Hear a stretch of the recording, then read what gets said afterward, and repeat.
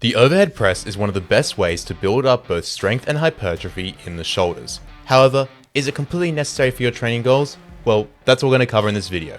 G'day everyone, and welcome back to Powersthetics Fitness, helping you build your body to both look and perform at its best. In today's video, we're going to be looking at the overhead press and determining if it is necessary for your training goals. Starting off for strength purposes, the overhead press is one of the absolute best ways for building up strength in the shoulders. It is also one of the best movements overall for building up raw pushing and pressing strength. Therefore, I think there are very few other options that provide as much bang for your buck as the overhead press. The bench press does also provide a lot of great pressing strength, however I do think the overhead press is slightly better since you are freestanding and is a little bit more athletic and applicable to strongman competitions. Next up is hypertrophy. I think the overhead press is one of the best exercises for building up both the front and lateral deltoids. That being said, there are definitely other options. Lateral raises are a great way for building up the lateral head, and almost all other pressing movements, whether it be dips, bench press, or push-ups, will also build the front delts, so therefore it isn't unique in that way.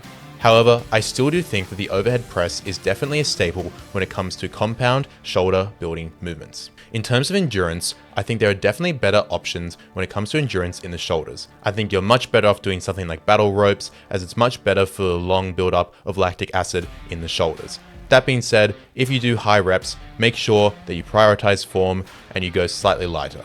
In terms of power, the overhead press is definitely a good base, however I do think it is beaten out by variants such as the push press and the push jerk. That being said, it can still be a good way for building up the raw strength to then carry over to that explosive power if necessary. However, what do you do if you have an injury? Generally, the shoulder joint will be the main problem during pressing movements. Therefore, I would recommend either going way lighter or going for more raise-based variations such as the front, lateral, or rear delt raise.